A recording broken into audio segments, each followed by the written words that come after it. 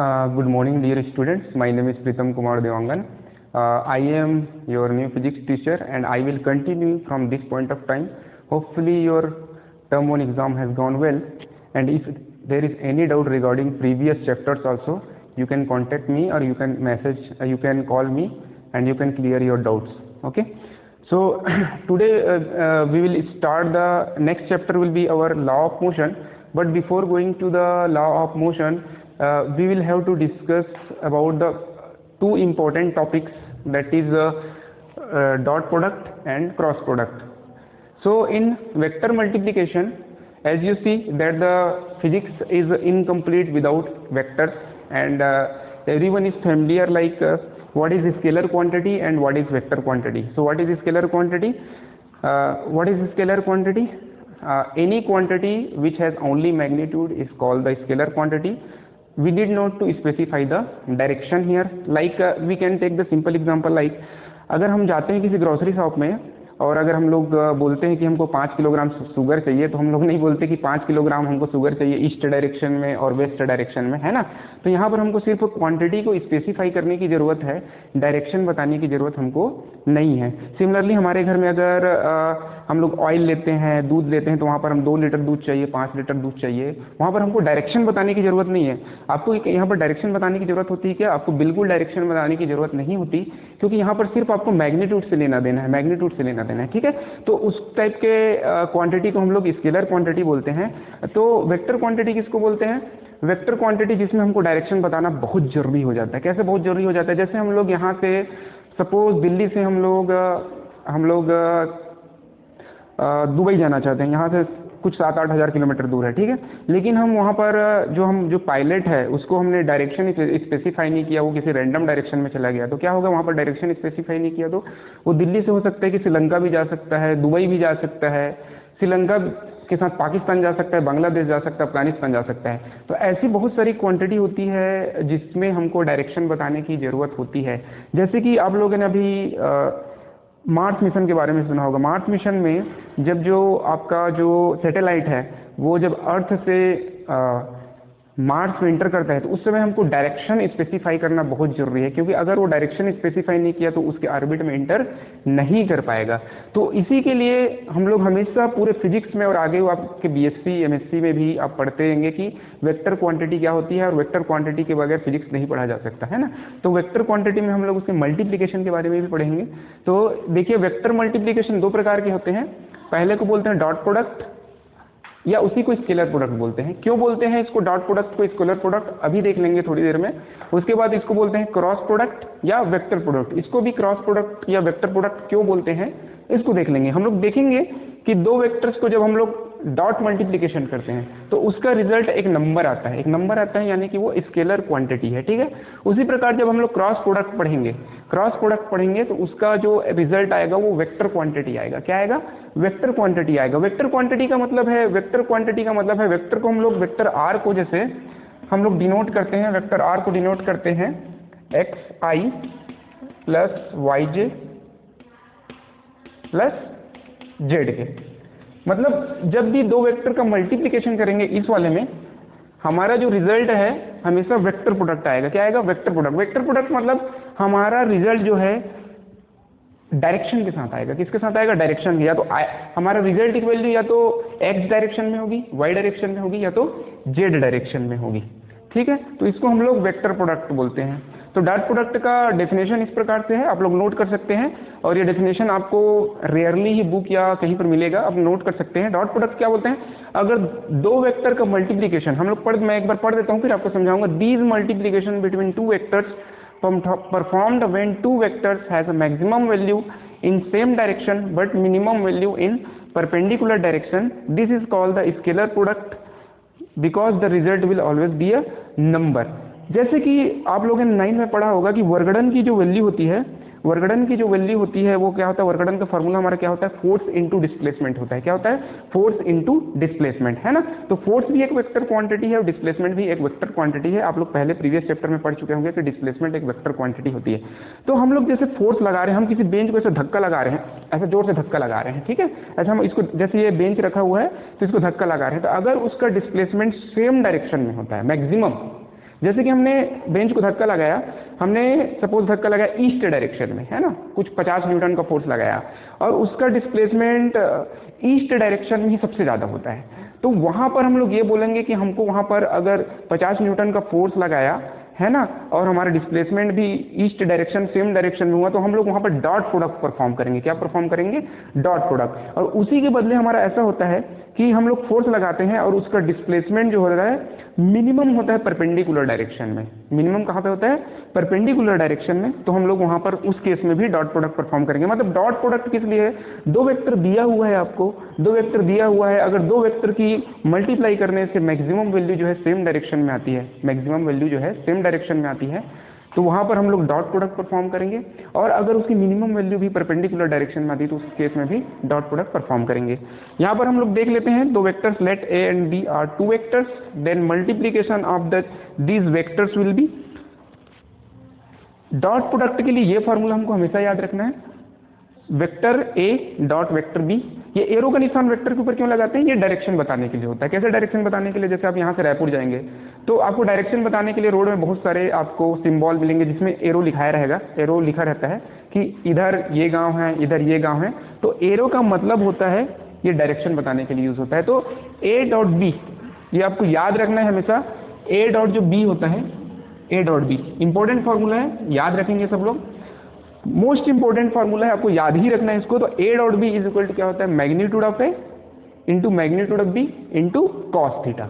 अब हमको ये बताएंगे कि मैग्नीट्यूड का जरूरत क्यों पड़ा, मैग्नीट्यूड की जरूरत क्यों पड़ी और मैग्नीट्यूड लेते कैसे हैं, ठीक है। और थीटा क्या है? Where theta is the angle between the two vector. Suppose एक वेक्टर ए इस डायरेक्शन में, ए वेक्टर इस डायरेक्शन में और बी वेक्टर सपोज इस डायरेक्शन में, तो उनके बीच कुछ एंगल होगा, उनके बीच कुछ तो एंगल होगा, ठीक है। तो ये दो वेक्टर्स के बीच जो ए डॉट बी वेक्टर्स है, इनके बीच जो एंगल होगा उसको कॉस थीटा से रिप्रेजेंट करते हैं। अब यहाँ पर कॉस थीटा ही क्यों लिए हैं? हम लोग बोल सकते हैं कि साइन थीटा भी ले सकते हैं, टेन थीटा भी ले सकते हैं, ऐसा बोल सकते हैं, है ना। लेकिन कॉस थीटा ही क्यों लिखे? जब सेम डायरेक्शन में होगा, सेम डायरेक्शन में होगा तो थीटा की वैल्यू क्या हो जाएगी? 0। अगर हाँ कोई ऑब्जेक्ट, कोई दो ऑब्जेक्ट को सेम डायरेक्शन में रख दिया जाता है तो थीटा की वैल्यू क्या होगी? 0 होगी ना। तो एक इंपॉर्टेंट पॉइंट है कि if two quantities are in same direction,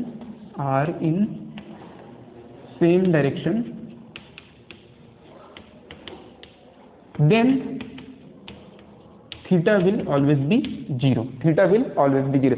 तो आपको ये समझना है कि जब भी आप दो वेक्टर सेम डायरेक्शन में है, दो वेक्टर सेम डायरेक्शन में, तो थीटा की वैल्यू क्या हो जाएगी? 0। ये आपको याद ही रखना है कि जब भी बोला जाएगा कि अगर आपको टू ऑब्जेक्ट सेम डायरेक्शन में है मतलब थीटा की वैल्यू क्या हो जाएगी? 0। तो हमको मैक्सिमम वैल्यू यहाँ पर कैसे मिलेगी? अगर हम लोग यहाँ पर साइन लेते हैं, सपोज हम लोग साइन लेंगे तो थीटा अगर 0 रखने पर क्या हो जाएगा? थीटा अगर मैंने 0 रख दिया तो ये पूरा वैल्यू क्या हो जाएगा? 0 हो जाएगा, पूरा वैल्यू क्या हो जाएगा? 0 हो जाएगा। तो ये आप लोग को नोट करना है, इसको नोट पॉइंट लिखेंगे। क्या लिखेंगे? कि if two quantities are in same direction then theta will be 0। इसलिए हम लोग साइन थीटा ने लेके यहाँ पे क्या लेते हैं? कॉस थीटा, क्योंकि कॉस 0 की वैल्यू क्या होती है? मैक्सिमम। इसलिए हम लोग यहाँ पर साइन थीटा कॉस थीटा, ये कंफ्यूजन होता है, कई बच्चे पूछते हैं कि सर साइन थीटा ही क्यों नहीं ले सकते या कोई दूसरी वैल्यू क्यों नहीं ले सकते। तो यहाँ पर हमको कॉस थीटा इसलिए लेना है क्योंकि अगर सेम डायरेक्शन में रखा हुआ है, सेम डायरेक्शन में रखा हुआ तो थीटा की वैल्यू 0 होती है और थीटा की वैल्यू 0 है तो कॉस 0 ही मैक्सिमम वैल्यू हमको देगा, क्योंकि कॉस 0 की वैल्यू सबको पता है 1 होती है, ठीक है। तो ये फॉर्मूला होता है जहां से हम लोग डॉट प्रोडक्ट परफॉर्म करते हैं। फिर देखते हैं कि वेक्टर ए और बी को कैसे लिखा जाता है। वेक्टर ए को लिखते हैं axi plus ayj plus az K, ठीक है। B vector is equal to क्या होता है? bxi plus byj plus bz K, ठीक है। तो ये वेक्टर रिप्रेजेंटेशन है बच्चों, ये वेक्टर रिप्रेजेंटेशन है। कैसे वेक्टर रिप्रेजेंटेशन है? कि हमारा जो वेक्टर है वो 3 डायरेक्शन से मिलकर बनाता है, i, j और k, where i, j, k और क्या है? यूनिट वेक्टर्स हैं। आप लोग को पता होगा कि यूनिट वेक्टर्स क्या होता है। तो यूनिट वेक्टर्स आप लोग को पता होगा, तो यूनिट वेक्टर्स डायरेक्शन बताने के लिए यूज होता है। यूनिट वेक्टर्स मतलब इसकी मैग्नीट्यूड की वैल्यू होती है 1, इसकी मैग्नीट्यूड की वैल्यू होती है 1 और इसकी डायरेक्शन ये जो है पर्टिकुलर डायरेक्शन को बताने के लिए यूज होता है। तो यहाँ पर जो ये आई यूनिट वेक्टर है इसको आई कैप से रिप्रेजेंट करते हैं। आई कैप आपके एक्स डायरेक्शन को बताता है, तो ये इसका डायरेक्शन हो गया, ये इसका मैग्नीट्यूड हो गया, ठीक है। उसी प्रकार जे इसके वाई डायरेक्शन को बताता है, ये इसका मैग्नीट्यूड हो गया। उसी प्रकार ये k क्या है, जेड डायरेक्शन को बताता है और इसका मैग्नीट्यूड हो गया। तो सभी वेक्टर्स में आप लोग देखेंगे उसका डायरेक्शन और मैग्नीट्यूड स्पेसिफाई रहता है। i, j और k उसके डायरेक्शन को बताने के लिए यूज होता है, यानी कि x, y और z डायरेक्शन। उसी प्रकार b वेक्टर को रिप्रेजेंट कर सकते हैं उसके मैग्नीट्यूड एंड डायरेक्शन प्लस उसकी मैग्नीट्यूड एंड डायरेक्शन प्लस उसकी मैग्नीट्यूड एंड डायरेक्शन। तो यहाँ पर भी जो bx है ये x डायरेक्शन का कंपोनेंट है, by जो है y डायरेक्शन का कंपोनेंट है और bz जो है z डायरेक्शन का कंपोनेंट है। ठीक है, तो इस ठीक है, तो क्वेश्चन को हम पढ़ते हैं। क्वेश्चन में vector a has a magnitude 3, इसका मैग्नीट्यूड आपको 3 दिया हुआ है। Magnitude will always be a positive quantity, it will never be a negative quantity. ठीक है, और मैग्नीट्यूड की वैल्यू हमेशा नंबर्स में होगी, तो magnitude 3 and vector b has a magnitude 4 and the angle between a and b is 60 degree. What is the value of a dot b? आपको निकालना है दो वेक्टर्स के बीच डॉट प्रोडक्ट क्या होगा। ठीक है, तो हम लोग फार्मूला पढ़ चुके हैं कि vector a dot b is equal to क्या होता है, magnitude of a magnitude of b into cos theta. तो मैग्नीट्यूड ऑफ a कितना लिखा हुआ है 3, मैग्नीट्यूड ऑफ b कितना लिखा हुआ है 4। कॉस थीटा दो वेक्टर्स के बीच एंगल हमको दिया हुआ है 60 डिग्री। तो आप लोग को पता है कि कॉस 60 की वैल्यू कितनी होती है, यहाँ पर हम लोग को theta is equal to 60 degree put कर देना है। यहाँ पर 3 इंटू 4 तो ये 12 हो गया, और यहाँ पर cos 60 की वैल्यू sin 60 की वैल्यू कितनी होती है, sin 60 की वैल्यू होती है आपका √3/2। तो cos 60 की वैल्यू क्या हो जाएगी 1/2, जस्ट अपोजिट होता है, sin 30 के बराबर cos 60 होता है ना। आप लोग को पता है कि जस्ट आप लोग ट्रिग्नोमेट्रिक टेबल में जाओगे तो sin का जस्ट रिवर्स क्या होता है, cos होता है, sin का रिवर्स cos होता है। तो 3.4 इज इक्वल टू cos 60, तो 12 इंटू 1/2 इज इक्वल टू क्या हो जाएगा 6। तो a डॉट b आप लोग देख सकते हैं यहाँ पर भी कि दो वेक्टर्स का डॉट प्रोडक्ट एक नंबर आया है, यानी कि स्केलर क्वांटिटी है, इसलिए dot product is also called the scalar product. Dot product is also called the scalar product. इसमें दो तीन चीजें हैं जो मुझे बतानी है, जैसे कि आप लोग ये मैग्नीट्यूड क्या होता है सर पूछ सकते हो, मैग्नीट्यूड क्या हो सकता है ना। तो हम लोग मैग्नीट्यूड हमेशा ये r वेक्टर दिया हुआ है, इस r वेक्टर का मैग्नीट्यूड कैसे कैलकुलेट करते हैं, मोस्ट इंपॉर्टेंट है, मैग्नीट्यूड पूछने के लिए हमेशा आता है। ठीक है, तो इसका मैग्नीट्यूड कैसे निकालते हैं, इसको बोलते हैं मैग्नीट्यूड। ठीक है, दो लाइन राइट साइड और लेफ्ट में साइड में लगा देते हैं, उसको बोलते हैं मैग्नीट्यूड। इसी को मैथ्स में मॉडुलस बोला जाता है, मैथ्स में क्या बोला जाता है, मॉडुलस बोला जाता है। ठीक है, और फिजिक्स में इसको क्या बोलते हैं, मैग्नीट्यूड। ठीक है, तो मैग्नीट्यूड निकालते कैसे हैं, तो यहाँ पर हम लोग क्या लेंगे, x कंपोनेंट का स्क्वायर प्लस y कंपोनेंट का स्क्वायर प्लस z कंपोनेंट का स्क्वायर, ये ले लेंगे। ठीक है, z कंपोनेंट का स्क्वायर और उसको रूट ले लेंगे, क्या ले लेंगे, रूट। इसको हम लोग एग्जांपल से देखेंगे कि मैग्नीट्यूड कैलकुलेट कैसे किया जाता है, फिर आपको समझ आ जाएगा कि मैग्नीट्यूड का क्या सिग्निफिकेंस है। जैसे मैग्नीट्यूड का कैसे सिग्निफिकेंस हो सकता है, जैसे कि जैसे कि डिस्टेंस और डिस्प्लेसमेंट में आप लोग देखेंगे कि जैसे आप लोग यहाँ से रायपुर गए है ना, तो रायपुर गए तो आपका डिस्टेंस कितना हुआ, यहाँ अगर ये रेफरेंस पॉइंट हो गया तो आपका डिस्टेंस कितना हो सकता है 20 किलोमीटर। अगर डिस्प्लेसमेंट पूछा तो क्या होगा, डिस्प्लेसमेंट भी कितना हो जाएगा 20 किलोमीटर। डिस्प्लेसमेंट क्या होता है, final point minus initial point, the shortest distance between the final point and initial point, ये आपका क्या होता है डिस्प्लेसमेंट। ठीक है, डिस्टेंस क्या हो जाता है, डिस्टेंस क्या होता है, total path length covered by a body is called the distance, यही होता है आपका डिस्टेंस। ठीक है, तो जैसे मैं वापस शाम को ड्यूटी करके आ गया, मान लो कि ड्यूटी करके आ गया, यहाँ पर घर पे आ गया। ठीक है, तो यहाँ पर मेरा डिस्टेंस हो जाएगा कितना 40 किलोमीटर, पर मेरा डिस्प्लेसमेंट कितना हो जाएगा 0 हो जाएगा, क्योंकि फाइनल और इनिशियल पॉइंट एक ही हो गया तो 0 हो जाएगा। तो अगर मैं शाम को कोई मेरे को ऐसा है कि शादी अटेंड करना है, शादी अटेंड करने जाना है, तो मैं दुर्ग चला गया। ठीक है, तो दुर्ग चला गया तो ये रिवर्स डायरेक्शन में, रिवर्स डायरेक्शन में मतलब यहाँ पर मुझे क्या नेगेटिव साइन इंडिकेट करना पड़ेगा। तो उस समय तक मेरा अगर दुर्ग में हूँ मैं शाम को, तो मैं बोलूँगा कि आज मैंने टोटल 20 + 20 40 + 30 70 किलोमीटर अटेंड कर लिया है। लेकिन अगर डिस्प्लेसमेंट बोलूँगा तो क्या बोलूँगा, डिस्प्लेसमेंट बोलूँगा तो क्या बोलूँगा कि ये मेरा इनिशियल पॉइंट है और शाम को रात को 9 बजे जब मैं शादी में गया तो क्या हो जाएगा मेरा फाइनल पॉइंट। तो मैं क्या बोलूँगा, फाइनल माइनस इनिशियल मतलब -30 -0, तो क्या हो जाएगा -30 -0 मतलब मेरा कितना हो जाएगा -30 किलोमीटर। तो उस समय अगर मुझे कोई पूछेगा, सपोज में कोई आके पूछता है कि आपका डिस्प्लेसमेंट कितना हुआ है करके, तो मैं ऐसा थोड़ी बताऊंगा कि मेरा डिस्प्लेसमेंट -30 किलोमीटर हुआ है, क्योंकि -30 किलोमीटर बोलूंगा तो कोई एक कॉमन आदमी या सामान्य आदमी समझ नहीं पाएगा, है ना। तो वहाँ पर उस नेगेटिव साइन को हटाने के लिए या हमारे जो मीनिंग है उसको ज़्यादा क्लियर करने के लिए हम लोग सिर्फ मैग्नीट्यूड का यूज़ करते हैं। किसका यूज़ करते हैं, मैग्नीट्यूड। तो हम लोग बोलूँगा कि मेरा डिस्प्लेसमेंट भी कितना हुआ है 30 किलोमीटर, लेकिन मैं वहाँ पर उसका डायरेक्शन नहीं बता रहा हूँ, मैं क्या बता रहा हूँ वहाँ पर उसका मैग्नीट्यूड बता रहा हूँ। तो magnitude will always be a number and it will always be a positive quantity it will never specify the direction. अब हम लोग थोड़ा सा, ये तो आपका मैग्नीट्यूड दिया हुआ है तो आप लोग करेंगे। इसके बाद हम लोग देखेंगे कि कैसे अगर वेक्टर जो है आई जे और के फॉर्म में दिया है, आई जे के और के यहाँ पर आपको डायरेक्टली मैग्नीट्यूड स्पेसिफाई किया है। अगर आई जे के फॉर्म में दिया है तो हम लोग वेक्टर का मल्टीप्लीकेशन या डॉट प्रोडक्ट कैसे करते हैं। ठीक है, तो आगे देखते हैं।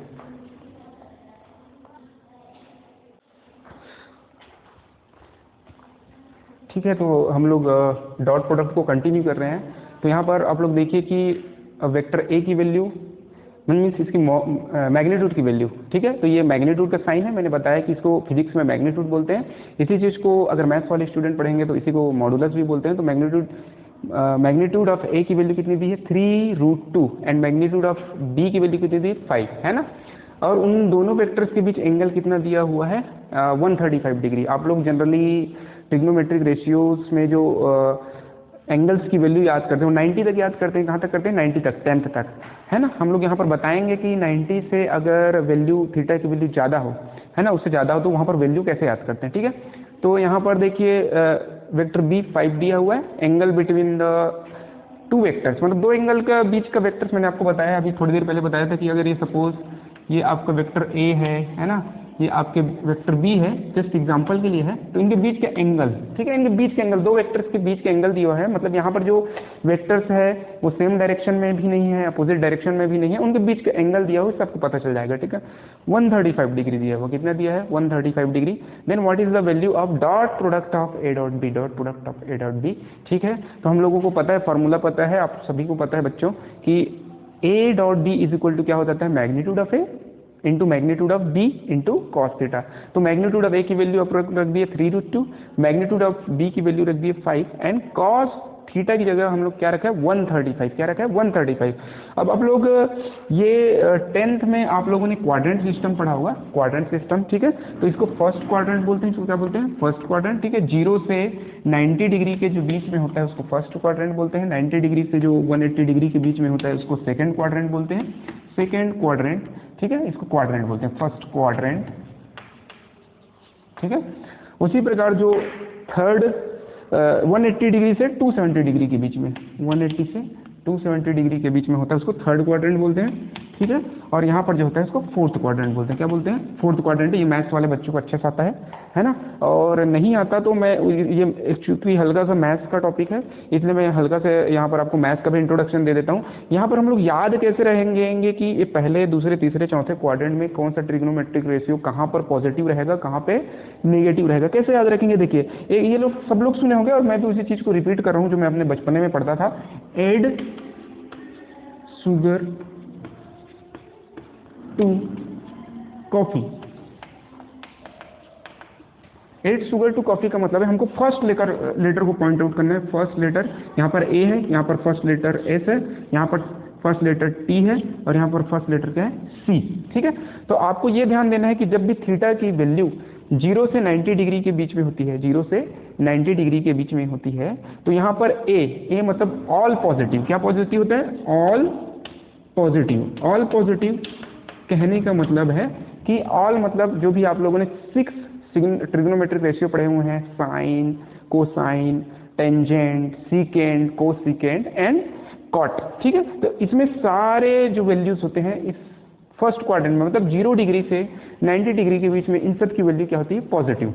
अभी तक हम लोगों ने सिर्फ उसके वैल्यूज पढ़े थे, अब हम लोग इस फिजिक्स में थोड़ा सा देखेंगे कि कहाँ पर उनकी वैल्यू पॉजिटिव होती है, कहाँ पे नेगेटिव होती है। ठीक है, सेकंड क्वाड्रेंट में आपका लेटर है एस पे मैंने गोला बनाया है, इसका मतलब है कि यहाँ पर सिर्फ साइन और उसका रेसिप्रोकल कोसाइन पॉजिटिव होता है। यहाँ पर सिर्फ सेकंड क्वाड्रेंट में क्या होता है साइन और उसका रेसिप्रोकल कोसाइन पॉजिटिव होता है। ठीक है, बाकी जो 4 ट्रिग्नोमेट्रिक रेशियो हैं वो नेगेटिव हो जाएंगे, किसके किसके बीच में 90 से 180 के बीच में। तो इस क्वेश्चन में आप लोग देखेंगे तो हमारे जो 135 एंगल है वो किसके किसके बीच में आता है 90 और 180 के बीच में, 90 और 180 के बीच में, है ना। तो यहाँ पर सिर्फ कौन कौन से पॉजिटिव होते हैं साइन और उसका रेसिप्रोकल, सॉरी साइन और उसकी रेसिप्रोकल कोसेक, सॉरी मैंने थोड़ा सा गलत प्रोनाउंशिएट कर दिया था। यहाँ पर सेकंड क्वाड्रेंट में याद रखिए, पहले गलत हो गया था उसको भूल जाइए। ठीक है, इस यहाँ पर याद रखिए कि सेकंड क्वाड्रेंट में साइन पॉजिटिव होगा, क्या पॉजिटिव होगा साइन, और उसका रेसिप्रोकल कोसेक पॉजिटिव होगा। क्या पॉजिटिव होगा? साइन, और उसका रेसिप्रोकल कोसेक पॉजिटिव होगा। आप लोग बच्चे अच्छे से याद रखें कि सेकेंड क्वाड्रेंट में साइन और उसका रेसिप्रोकल कोसेक पॉजिटिव होगा, यानी कि इसमें बाकी जो बचे हुए ट्रिग्नोमेट्रिक रेशियोज हैं वो निगेटिव होंगे। मतलब यहाँ पर कोसाइन क्या हो जाएगा? नेगेटिव। कोसाइन क्या हो जाएगा? नेगेटिव। ठीक है, तो कोसाइन 135 को हम लोग कैसे लिख सकते हैं? cos 90 plus 45, cos 90 plus 45। Second quadrant में आएगा तो इसको कैसे लिखेंगे? सेकेंड क्वाड्रेंट में जब भी आता है तो इसकी वैल्यू क्या हो जाती है? चेंज हो जाती है। हमेशा 90 माइनस या 90 प्लस पे इसकी वैल्यू क्या हो जाती है? चेंज हो जाती है। तो ये क्या बन जाएगा? cos 90 प्लस 45 क्या बन जाएगा? साइन 45। क्या बन जाएगा? साइन 45। और cos की वैल्यू सेकेंड क्वाड्रेंट में क्या होती है? नेगेटिव। क्या होती है? नेगेटिव, इसलिए माइनस साइन 45। दो चीज़ हम लोगों ने यहाँ पर ऑब्जर्व किया, दो चीज़ क्या चेंजेस देखे हैं कि ये सेकंड क्वाड्रेंट में था, इसलिए इसकी जो भी वैल्यू है वो क्या आएगी? फाइनल वैल्यू क्या आएगी? नेगेटिव। तो यहाँ पर हम लोगों ने नेगेटिव लिख दिया। और जो क्वाड्रेंट सिस्टम में जो ट्रिग्नोमेट्रिक रेशियो है 90 माइनस और 90 प्लस में क्या होता है? कॉस जो है साइन में चेंज हो जाता है, या साइन जो है कॉस में चेंज हो जाता है। तो कॉस को हमने किसमें चेंज कर लिया? साइन में। तो इसकी वैल्यू क्या आ जाएगी? -1/√2। तो उसी को हमने यहाँ पर रखा है -1/√2 कितना होता है? ये cos 135 की वैल्यू होती है। दोनों को कैलकुलेट कर देंगे तो कितना आ जाएगा? ये -15 के बराबर आ जाएगा। √2 कैंसल। ठीक है, तो किसके बराबर आ जाएगा? -15। तो यहाँ पर अगेन आप लोग देख सकते हैं कि a डॉट बी वेक्टर का जो डॉट प्रोडक्ट है, एक नंबर आया है। क्या आया है? नंबर। सो ये नंबर आया है, तो number is only a scalar quantity. Here we did not specify the direction और we don't need to specify the direction. So ये क्या है? स्केलर क्वांटिटी है। हम लोगों ने अब दो वेक्टर्स का मैग्नीट्यूड दिया हुआ था तो उस प्रकार से मल्टीप्लीकेशन किया है। दो प्रकार से देख सकते हैं। देखिए, डॉट प्रोडक्ट दो प्रकार से होता है। एक, जब आपको डिफ्रेंशिएट करने आना चाहिए। कब? आपको जब मैग्नीट्यूड ए दिया हुआ है, क्या दिया हुआ है? मैग्नीट्यूड ए, ठीक है, और आपको मैग्नीट्यूड बी दिया हो तो आपको ये वाला फार्मूला लगाना है, magnitude of A into magnitude of B into cos theta. ठीक है, जब ये वेक्टर ए और वेक्टर बी है, जब वेक्टर्स के फॉर्म में दिए होंगे, वेक्टर्स के फॉर्म में मतलब यहाँ पर आई, जे और के फॉर्म में, मतलब इसका मतलब क्या है कि एक्स डायरेक्शन में इस वेक्टर की वैल्यू कितनी है? 4, वाई डायरेक्शन में इस वेक्टर की वैल्यू कितनी है? 2, और जेड डायरेक्शन में इस वेक्टर की वैल्यू कितनी है? कितनी है बताइए? कितनी है? तो यहाँ पर कुछ नहीं दिया, मतलब इसकी वैल्यू कितनी है? 1 है। कितनी है? 1 है। ठीक है, उसी प्रकार बी वेक्टर की वैल्यू भी आई, जे और के टर्म्स में दी हुई है। मतलब एक्स डायरेक्शन में इसकी वैल्यू 5 है, वाई डायरेक्शन में इसकी वैल्यू कितनी है? 4, और जेड डायरेक्शन में इसकी वैल्यू कितनी है? 1। कुछ भी स्पेसिफाई नहीं है, मतलब उसका कोफिशिएंट क्या होता है? 1। कुछ भी नहीं लिखा है, मतलब उसका कोफिशिएंट हमेशा 1 होता है। तो यहाँ पर हम लोग वेक्टर मल्टीप्लिकेशन कैसे करेंगे? देखिए, vector A dot vector B. ठीक है, तो यहाँ पर हम लोग देखेंगे, इसको लिख लेते हैं। Vector a is equal to 5 4i plus 2j plus k। हम लोग यहाँ पर 1 है तो 1 को बार बार लिखने की जरूरत नहीं पड़ती। आप लोग कभी भी ऐसा हुआ होगा कि x है तो उसको कभी भी 1x, या y है तो उसको 1y ऐसा नहीं लिखते हैं ना।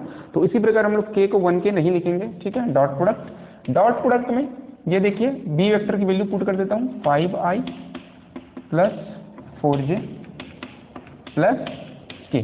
ठीक है, तो अब यहाँ पर वेक्टर मल्टीप्लिकेशन कैसे करते हैं? वेक्टर मल्टीप्लिकेशन जो होता है वो एल्जेब्रिक मल्टीप्लिकेशन से टोटली डिफरेंट होता है। कैसे टोटली डिफरेंट होता है? जैसे हम लोग उसमें क्या करते हैं, एक टर्म को उठाते हैं और तीनों के साथ मल्टीप्लाई करते हैं एल्जेब्रिक मल्टीप्लिकेशन को। फिर क्या करते हैं, इस टर्म को उठाते हैं, फिर तीनों के साथ मल्टीप्लिकेशन करते हैं, फिर इस टर्म को उठाते हैं और तीनों के साथ मल्टीप्लिकेशन करते हैं। ये आप लोग अभी तक करते आ रहे हैं। ये स्केलर प्रोडक्ट होता है जो आप पहले किए हैं। ठीक है, तो अभी वेक्टर मल्टीप्लिकेशन में क्या होगा? वेक्टर मल्टीप्लिकेशन में आपको ये बात याद रखना है कि i का टर्म सिर्फ i वाले के साथ ही मल्टीप्लाई होगा, बाकी के साथ क्या हो जाएगा? 0 हो जाएगा। इसलिए उसको हमको मल्टीप्लाई करने की जरूरत नहीं है। उसी प्रकार j का टर्म सिर्फ j वाले के साथ मल्टीप्लाई होगा, बाकी के साथ i और k के साथ क्या हो जाएगा? 0, इसलिए हमको उसको लिखने की जरूरत नहीं है। उसी प्रकार k का टर्म सिर्फ k वाले के साथ मल्टीप्लाई होगा, हमको लिखने की जरूरत नहीं है। तो यहाँ पर हम लोग देखते हैं, देखिए मैंने क्या बोला कि i वाला टर्म सिर्फ i वाले के साथ मल्टीप्लाई होगा। क्या होगा? i वाला का टर्म i वाले के साथ ही मल्टीप्लाई होगा। इन दोनों के साथ क्या हो जाएगा? 0 हो जाएगा। 0 क्यों हो जाएगा? इसका कारण क्या है ये हम लोग थोड़ी देर में देखेंगे कि ये 0 क्यों होता है ना, कि अगर i का मल्टीप्लाई j और k के साथ कर देते हैं तो ये 0 क्यों हो जाता है ना। तो देखिए हम लोग करते हैं 4 × 5। 4 × 5 कितना हो गया? 20। 4 × 5 कितना होता है? 20। और हम लोग को ये याद रखना है कि i × i भी क्या होता है? 1 होता है। क्या होता है? 1। i इंटू आई 1, ठीक है। अभी हम लोग देखेंगे कि ये सब क्यों हुआ है। प्लस i का मल्टीप्लस j और k के साथ नहीं होगा, इसके साथ मल्टीप्लीकेशन 0 होता है, इसलिए हमको लिखने की जरूरत नहीं है। j वाले टर्म को j वाले के साथ करेंगे, i और k के साथ नहीं करेंगे, क्योंकि इसके साथ मल्टीप्लीकेशन i और k के साथ 0 हो जाएगा। j वाले का सिर्फ j वाले के साथ करेंगे तो कितना हो जाएगा 4 2 जा 8 और j into j 1, j into j कितना हो गया 1, प्लस अगेन k वाले का मल्टीप्लाई k वाले के साथ बस करेंगे, इन दोनों के साथ क्या हो जाता है 0, है ना। तो क्या हो जाएगा, इसका कोफिशिएंट 1 है और इसका भी कोफिशिएंट क्या है 1, तो 1 इंटू 1 1 एंड k इंटू के 1, ठीक है। तो ये कितना आ गया 20 प्लस 8 प्लस 1।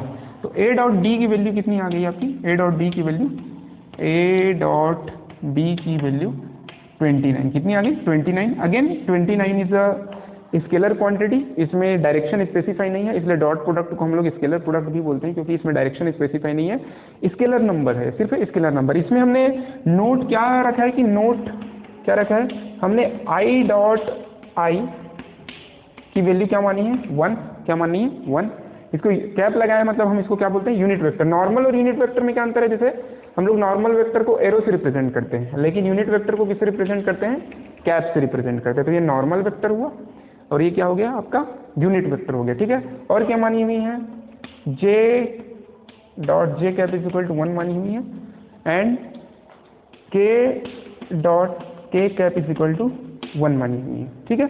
तो ये इंपॉर्टेंट पॉइंट है, इसको आपको नोट करके रखना है। और ये कैसे आया, i डॉट i 1 कैसे आया, j डॉट j 1 कैसे आया, k डॉट k 1 कैसे आया, इसको हम लोग थोड़ी देर में देखेंगे, ठीक है। और ये भी देखेंगे कि i का मल्टीप्लीकेशन j और k के साथ 0 क्यों होता है, उसी प्रकार j का मल्टीप्लीकेशन i और k के साथ 0 क्यों होता है, उसी प्रकार k का मल्टीप्लीकेशन i और j के साथ 0 क्यों होता है। तो ये मोस्ट इंपॉर्टेंट पॉइंट है जो आपको याद रखना है। ये टॉपिक जो है 12th के मैथ्स में भी है, तो इसको आपको याद रखना है। डॉट प्रोडक्ट में हमेशा i डॉट i 1 होता है, j डॉट j 1 होता है, k डॉट k 1 होता है। अब हम लोग ये देखेंगे कि कैसे ये i डॉट i 1 होता है, j डॉट j 1 होता है और k डॉट k 1 होता है। इसको थोड़ी देर में हम लोग देखते हैं, आप लोग इसको नोट कर लीजिए अच्छे से।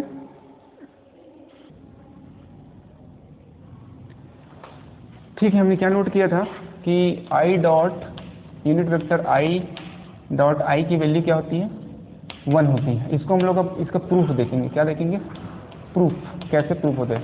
अच्छा, यूनिट वेक्टर्स क्या होता है, आप लोग यूनिट वेक्टर्स क्या होता है आप लोग जानते हैं कि वेक्टर्स है तो इसमें डायरेक्शन तो होगा ही, वेक्टर्स है तो इसमें डायरेक्शन होगा ही, सर साथ में यूनिट वेक्टर्स मतलब इसका मैग्नीट्यूड क्या हो जाता है 1। So what is this, first we will write this vector has magnitude of 1, magnitude of क्या है 1, मतलब जो i यूनिट वेक्टर है, j यूनिट वेक्टर है और k यूनिट वेक्टर, इसका नाम ही यूनिट वेक्टर दिया गया है क्योंकि इसका मैग्नीट्यूड क्या होता है 1 होता है। इसका मैग्नीट्यूड क्या होता है याद रखना आप लोग को, इसका मैग्नीट्यूड 1 होता है, ठीक है। तो इसको कैसे लिख सकते हैं, अभी आप लोग डॉट प्रोडक्ट का फॉर्मूला देखेंगे कि a डॉट b क्या लिखे, magnitude of a into magnitude of b into cos theta, ये देखें। इसी की जगह हम लोग a और b की जगह दो यूनिट वेक्टर्स ले लिए हैं, i डॉट i ले लिए, a और b की जगह हम लोगों ने क्या मान लिया, सेम वेक्टर्स मान लिए, क्या मान लिए, सेम वेक्टर। हमने a और b की जगह सेम वेक्टर मान लिया, i और दो अलग वेक्टर नहीं लिए हैं, सेम वेक्टर मान लिए हैं। और हम लोगों ने ये भी पता है कि i वेक्टर जो होता है, i यूनिट वेक्टर है, x डायरेक्शन को रिप्रेजेंट करने के लिए यूज किया जाता है। किसको यूज किया जाता है, x डायरेक्शन को रिप्रेजेंट करने के लिए, ठीक है। तो x डायरेक्शन को ये भी रिप्रेजेंट कर रहा है, x डायरेक्शन को ये भी रिप्रेजेंट कर रहा है। इसका मतलब क्या है, इनके बीच का एंगल कितना है, अगर सेम डायरेक्शन में, तो मैंने अभी थोड़ी देर पहले बताया कि अगर सेम डायरेक्शन में है तो इनके बीच का एंगल कितना होता है 0 डिग्री, कितना होता है 0 डिग्री। मतलब यहाँ पर थीटा की वैल्यू हमको पता चल गया कि थीटा का वैल्यू कितना होना है 0, ठीक है। तो हमको ये पता हो गया कि इन दोनों को देखने से पता हो गया कि थीटा यहाँ पर कितना है 0 डिग्री। अब यहाँ पर देखिए इनका मैग्नीट्यूड लेना है, तो यूनिट वेक्टर्स का magnitude into unit vectors i का मैग्नीट्यूड इंटू कॉस 0, कितना हो गया cos 0। तो मैंने ये बताया ये कि यूनिट वेक्टर्स है और इनका मैग्नीट्यूड हमेशा 1 होता है, तो क्या हो जाएगा ये 1 इंटू कॉस 0 की वैल्यू कितनी होती है 1। तो ओवरऑल i डॉट i की वैल्यू कितनी हो जाएगी, i डॉट i की वैल्यू कितनी हो जाएगी 1 हो जाएगी, ठीक है। तो आपको पता चल गया, प्रूफ हो गया कैसे कि i डॉट i की वैल्यू कितनी होती है 1 होती है। अब आप लोग का असाइनमेंट क्या है कि आप लोग प्रूफ करेंगे किसके लिए, j डॉट j की वैल्यू कितनी होती है और कैसे होती है, ठीक है। तो इसको आप लोग कॉपी में बनाओगे, ठीक है, नोटबुक में बनाओगे और मुझे नोट करके बना के भेजोगे कैसे जे डॉट जे की वैल्यू कितनी होती है, 1 होती है, जे डॉट जे की वैल्यू 1 होती है। और जे डॉट जे किस डायरेक्शन को रिप्रेजेंट करता है आपको पता है, J dot J Y direction को रिप्रेजेंट करता है। तो यहाँ पर यूनिट वेक्टर, ये भी यूनिट वेक्टर वाई डायरेक्शन को रिप्रेजेंट करता है, ये भी यूनिट वेक्टर वाई डायरेक्शन को रिप्रेजेंट करता है। इसलिए यहाँ पर थीटा अगेन क्या हो जाएगा, 0 डिग्री। क्या हो जाएगा, थीटा क्या हो जाएगा, 0 डिग्री। तो इसको कैसे लिख सकते हैं, जे यूनिट वेक्टर्स का मैग्नीट्यूड इंटू जे यूनिट वेक्टर्स का मैग्नीट्यूड इंटू कॉस 0 डिग्री। क्या हो जाएगा, कॉस 0 डिग्री। तो इसकी वैल्यू क्या हो जाएगी 1, इसकी वैल्यू हो जाएगी 1, इसकी वैल्यू क्या हो जाएगी 1। तो यहाँ पर भी अगेन जे डॉट जे मतलब डॉट प्रोडक्ट में, हम लोग क्रॉस प्रोडक्ट की बात नहीं कर रहे हैं, डॉट प्रोडक्ट की बात करें तो यहाँ पर इसकी वैल्यू भी क्या हो जाएगी 1। अब आप के डॉट के लिए निकाल सकते हैं, ये वाई डायरेक्शन को रिप्रेजेंट करते हैं। उसी प्रकार के डॉट के लिए क्या होगा, एंगल वहाँ भी थीटा की वैल्यू 0 हो जाएगी, है ना। और यूनिट वेक्टर है तो के वेक्टर का मैग्नीट्यूड भी क्या हो जाएगा, 1 हो जाएगा। के वेक्टर का मैग्नीट्यूड क्या हो जाएगा, 1 हो जाएगा, ठीक है। तो ये यहाँ पर थीटा इज इक्वल टू 0 हो गया, ठीक है। तो अब हम लोग देखते हैं कि आई डॉट जे कैसे 0 होता है और आई डॉट के कैसे 0 होता है। आप लोग को पता है कि मैंने बताया है कि मैथमेटिक्स या फिजिक्स में 3 डायरेक्शंस होते हैं, एक्स वाई और जेड। कितने डायरेक्शन होते हैं, एक्स वाई और जेड। आप लोग 2 कोऑर्डिनेट सिस्टम पढ़े हैं 10th में, एक्स और वाई, ठीक है। ये होता है आपका -x, ये होता है आपका -y, ठीक है। तो यहाँ पर आप लोग देखेंगे कि x और y के बीच कितना एंगल है, 90 डिग्री का। कितने डिग्री का एंगल है, 90 डिग्री का, ठीक है। तो अगर i कैप x डायरेक्शन को रिप्रेजेंट करता है और j कैप y डायरेक्शन को रिप्रेजेंट करता है, तो यहाँ पर सिमिलर सी बात है कि i और j के बीच भी 90 डिग्री का डिफरेंस है। कितने डिग्री का डिफरेंस है, 90 डिग्री का, ठीक है। तो अगर ये x हुआ, ये y हुआ, तो बोर्ड में हम लोग z डायरेक्शन को कैसे रिप्रेजेंट करते हैं, प्लस z बोलेंगे तो ये बोर्ड के बाहर, प्लस जेड कैसे होता है, बोर्ड के बाहर, और माइनस जेड बोर्ड के अंदर होता है, ठीक है। तो हमेशा अगर ये x है तो ये -x, ये y है तो ये -y, तो जेड जो होगा बोर्ड के बाहर होगा, किधर होगा, बोर्ड के बाहर, और माइनस जेड क्या होगा, बोर्ड के अंदर होगा, है ना। तो अगर आप यहाँ पर रख के देख सकते हैं, जैसे इसको भी आप अगर रख के देखते हैं इस पॉइंट पे रख के देखते हैं, अगर ये जेड डायरेक्शन है तो देख लीजिए x से जेड के बीच में 90 डिग्री का डिफरेंस है, y और z के बीच में 90 डिग्री का एंगल है, और इसी प्रकार z और -y मीन्स हम लोग बोल सकते हैं कि x का z के साथ, या y का z के साथ, या z का y के साथ, या z का x के साथ, तीनों का एक दूसरे के बीच में 90 डिग्री का एंगल है। Means we can say in one word that x, y and z are mutually perpendicular to each other, or we can also say that the 3 unit vectors I, j and k are mutually perpendicular to each other because the angle between all 3 is 90 degree. कितना है, 90 degree. तो I, j और k के बीच क्या है, 90 degree. तो here we can write I unit vectors, j unit vectors and k unit vectors are mutually perpendicular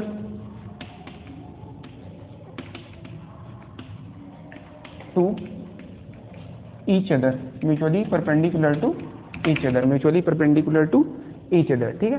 तो यहाँ पर हम लोग प्रूफ करेंगे कि कैसे I डॉट जे मीन्स हम लोग क्या किए थे, अभी मल्टीप्लीकेशन में हम लोग क्या देखे थे कि I का मल्टीप्लीकेशन I के साथ तो 1 आ रहा था, लेकिन j और k के साथ क्या आ जा रहा था, 0। उसी प्रकार j का मल्टीप्लीकेशन j के साथ 1 आ रहा था, लेकिन i और k के साथ क्या आ जा रहा था, 0। तो हम लोगों ने i j और जो k है उसकी वैल्यू 1 होती है, ये तो हमको समझ आ गया। लेकिन कैसे i डॉट j की वैल्यू 0 या i डॉट k की वैल्यू 0 कैसे होती है, ये देख रहे हैं। तो अगर 2 यूनिट वेक्टर्स का हम लोग अगेन डॉट प्रोडक्ट लेते हैं तो इसका फॉर्मूला क्या होता है, i यूनिट वेक्टर का magnitude, then j unit vector का magnitude and angle between this 2 vectors. तो यूनिट वेक्टर से तो इसका मैग्नीट्यूड हमेशा क्या होता है, 1 होता है। यहाँ पर भी इसका मैग्नीट्यूड क्या हो जाएगा, 1। कॉस थीटा यहाँ पर कितना हो जाएगा, i और j, i ये हो गया तो j y डायरेक्शन हुआ, तो i और j के बीच एंगल कितना हो जाएगा, 90 डिग्री। कितना हो जाएगा, 90 डिग्री। तो यहाँ पर हम लोग लिख सकते हैं 1.1 is equal to what, 1.1 into cos 90 degree. तो आपको पता है साइन 90 की वैल्यू कितनी होती है, 1। तो कॉस 90 की वैल्यू क्या हो जाएगी, 0, because sine 0 is equal to cos 90, है ना। तो जस्ट रिवर्स होता है, तो यहाँ 1.1.0। तो यहाँ पर i unit vectors dot j unit vectors कितना हो जाएगा, 0 हो जाएगा, ठीक है। उसी प्रकार हम लोग प्रूफ कर सकते हैं किसके लिए, j unit vectors dot k unit vectors आप लोग ट्राई करके देखिए, बन जाएगा आप लोगों से, ठीक है। बनाइए तो क्या हो जाएगा, j यूनिट वेक्टर का मैग्नीट्यूड, k यूनिट वेक्टर का मैग्नीट्यूड cos थीटा, कितना हो जाएगा cos थीटा। तो यहाँ पर हो जाएगा मैग्नीट्यूड 1 इंटू कॉस थीटा यानी कि cos 90, तो यहाँ पर हो जाएगा 1 इंटू 0, तो इसकी वैल्यू क्या हो जाएगी 0। तो आप हम लोग ने अभी जस्ट देखा था मल्टीप्लिकेशन में, ये वाला भी केस देखे थे कि i dot I, j dot J, k dot के क्या होता है 1 होता है, लेकिन i डॉट जे और j डॉट के क्या हो जाता है 0 हो जाता है। तो हम लोग को यहाँ से पता चल गया कि i dot J and i dot के क्या हो जाता है 0, because both are mutually perpendicular to each other, so the angle between these two vectors will be 90 degree. 90 degree means cos 90 will be always 0. Again j dot I and j dot k will also be 0. Again here we can write k dot I and k dot j will be 0. आपको short में क्या याद रखना है कि अगर i का i के साथ मल्टीप्लिकेशन होता है तो 0 है, सॉरी i का i के साथ मल्टीप्लिकेशन होता है, सॉरी भूल जाइए उसको, i का i के साथ मल्टीप्लिकेशन होता है, j का j के साथ मल्टीप्लिकेशन होता है और k का k के साथ मल्टीप्लिकेशन होता है, तो इनका प्रोडक्ट क्या आ जाएगा 1 आएगा। क्या आएगा 1 मीन्स i का सिर्फ i के साथ मल्टीप्लिकेशन होगा, j का सिर्फ j के साथ मल्टीप्लिकेशन होगा और k का सिर्फ k के साथ मल्टीप्लिकेशन होगा। ये टॉपिक 12th के मैथ्स का है, 11th के मैथ्स का भी नहीं, 12th के मैथ्स में वेक्टर टॉपिक है, वहाँ से है एक्चुअली में, ठीक है। तो i का सिर्फ i के साथ मल्टीप्लिकेशन होगा डॉट प्रोडक्ट में, j का j के साथ मल्टीप्लिकेशन होगा, k का k के साथ मल्टीप्लिकेशन होगा, लेकिन अगर किसी दूसरे के साथ होता है मल्टीप्लिकेशन डॉट प्रोडक्ट में तो ओवरऑल वैल्यू क्या हो जाएगी 0 हो जाएगी। तो इस बात को हमको समझना है, और कोई डाउट है तो अभी देख लीजिए,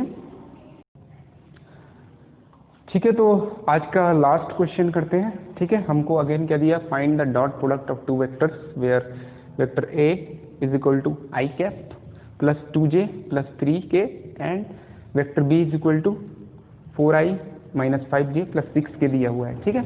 वेक्टर अगेन मैं रिपीट कर देता हूँ, वेक्टर a 3 कंपोनेंट से मिलकर बना हुआ है, x, y और z, ठीक है। वेक्टर हमेशा 3 या 2 कंपोनेंट से मिलकर बना होता है, ठीक है। तो यहाँ पर हम लोगों ने ये डायरेक्शन स्पेसिफाई है, आपको स्पेसिफाई रखने, जैसे कि i x डायरेक्शन को रिप्रेजेंट कर रहा है, j y डायरेक्शन को और k z डायरेक्शन पर। x डायरेक्शन में वेक्टर a की वैल्यू कितनी है 1, y डायरेक्शन में वेक्टर a की वैल्यू कितनी है 2 एंड z डायरेक्शन में वेक्टर a की वैल्यू कितनी है 3 है, वेक्टर a की वैल्यू कितनी है 3, ठीक है। तो जो इनके कोफिशिएंट रहेंगे वो उनके मैग्नीट्यूड है, ठीक है, और जो उनके साथ अटैच रहेंगे i j के वो उनके डायरेक्शंस हैं। अब आप लोग को वेक्टर्स के बारे में बहुत सारा चीज़ पता होगा, नहीं पता है तो आप मेरे को पर्सनली मैसेज करके या वॉइस मैसेज भेज के डाउट क्लियर कर सकते हैं। अगर सर कुछ चीज़ समझ नहीं आ रहा है तो मुझे इतना पता है कि आप लोग को थोड़ा सा तो वेक्टर्स के बारे में पता है, ठीक है। Vector b is equal to कितना हो गया 4i minus 5j plus 6k। अब यहाँ पर देखिए ये अगेन x, y और z डायरेक्शन को रिप्रेजेंट करते हैं, तो वेक्टर b की वैल्यू x डायरेक्शन में कितनी है 4 है। अब यहाँ पर देखिए, यहाँ पर y डायरेक्शन में है कि माइनस y डायरेक्शन, माइनस है, मतलब इस वेक्टर की वैल्यू जो है माइनस y डायरेक्शन में 5 है, कितनी है minus y, not y, minus y direction में 5 है, और वेक्टर z की वैल्यू कितनी है 6, मैग्नीट्यूड क्या है 6। तो ये सब ये कोफिशिएंट जो है मैग्नीट्यूड को दर्शाता है और i j के डायरेक्शन को डिनोट करते हैं, ठीक है। तो यहाँ पर vector a dot vector b is equal to कैसे रिप्रेजेंट करेंगे i plus 2j plus 3k, ठीक है, dot 4i minus 5j plus 6k, ठीक है। अब मैंने आप लोग को क्या बोला है, आप लोग को डॉट प्रोडक्ट में इजी सा चीज़ याद रखना है कि i का मल्टीप्लिकेशन सिर्फ i के साथ होगा, j का मल्टीप्लिकेशन सिर्फ j के साथ होगा, k का मल्टीप्लिकेशन सिर्फ k के साथ होगा, बाकी के साथ क्या हो जाएगा 0। तो i का सिर्फ i के साथ, बाकी के साथ 0। हम लोगों ने जस्ट इससे पहले में देखा कि कैसे i का मल्टीप्लिकेशन सिर्फ i के साथ होगा, j और k के साथ 0 हो जाएगा। उसी प्रकार j का मल्टीप्लिकेशन सिर्फ j के साथ, i और k के साथ 0 हो जाएगा। k का मल्टीप्लिकेशन सिर्फ k के साथ, i और j के साथ 0 हो जाएगा, ठीक है। तो यहाँ पे देखिए i का अगर i के साथ करते हैं तो क्या हो जाएगा, इसका कोफिशिएंट कुछ नहीं, मतलब क्या है 1 है, क्या है 1, तो 1 इंटू 4 और हम लोगों ने बोला था i डॉट i कितना होता है 1, ठीक है। ये स्टार्टिंग है, प्रारंभ है, इसलिए हम लोग i डॉट i 1 लिख रहे हैं, बाद में आपको लिखने की जरूरत भी नहीं है, क्योंकि i डॉट i की वैल्यू 1 होता है और 1 को किसी भी नंबर से मल्टीप्लाई करो तो उतना ही वैल्यू होता है, इसलिए आपको 1 को बार बार लिखने की जरूरत नहीं है। ये हमारा बिगिनिंग है, इसलिए हम लोग इसको लिख रहे हैं ताकि इस चीज़ को, कॉन्सेप्ट को समझ सकें, ठीक है। प्लस यहाँ पर देखिए 2 इंटू -5 कितना हो जाएगा, -10, कितना हो जाएगा, -10, और जे डॉट जे कितना हो जाएगा, 1, जे डॉट जे कितना हो जाएगा, 1 हो जाएगा, ठीक है, प्लस 3 इंटू 6 कितना हो जाएगा, 18, कॉफिशिएंट का कॉफिशिएंट के साथ मल्टीप्लाई करना है, देन डायरेक्शन का डायरेक्शन के साथ, के डॉट के कितना हो जाएगा, 1 हो जाएगा, ठीक है। के का हम आई और जे के साथ नहीं करेंगे, जे का आई और के साथ नहीं करेंगे, और आई का जे और के साथ नहीं करेंगे, तो इसका ओवरऑल वैल्यू क्या हो जाता है, 0, हम लोग इसको प्रूव कर चुके हैं। तो 4.1 कितना होगा, 4 माइनस प्लस माइनस प्लस 18, ठीक है। तो यहाँ पर ए डॉट बी की वैल्यू कितनी आती है, ए डॉट बी की वैल्यू कितनी आ जाएगी, 10, 18, 4, 22, 22 माइनस 10, 12, कितना आया, 12। तो आप लोग देख लिए कि किस प्रकार से हम लोग डॉट प्रोडक्ट करना सीख गए हैं। कल हम लोग या नेक्स्ट लेक्चर में हम लोग देखेंगे कैसे क्रॉस प्रोडक्ट किया जाता है with the matrix multiplication method. What is the matrix multiplication method, अगर आपको नहीं आता तो थोड़ा सा जाके देखिए कि मैट्रिक्स में मल्टीप्लाई कैसे किया जाता है, ठीक है। और एक बार प्रैक्टिस कीजिए, बना के देखिए, और कुछ जरूरी क्वेश्चन जो रहेंगे मैं उनको आपको व्हाट्सएप ग्रुप में व्हाट्सएप कर दूंगा, 3-4 क्वेश्चन। अगर मज़ा आया तो उसको फिर से बनाइए, और नहीं आया तो एक बार पूछिए कि कैसे सर इसको कैसे करते हैं, ठीक है। डाउट पूछ सकते हैं आप लोग, है ना। तो ज़रूर मुझे ये विश्वास है कि अगर आप लोग थोड़ा सा इसमें ध्यान देंगे तो आपको मल्टीप्लिकेशन, डॉट प्रोडक्ट और मल्टीप्लिकेशन बहुत ही मज़ा आएगा। मैं आप लोग को कुछ क्वेश्चन है जो व्हाट्सएप में भेज दूंगा। तब तक के लिए thank you, all the best.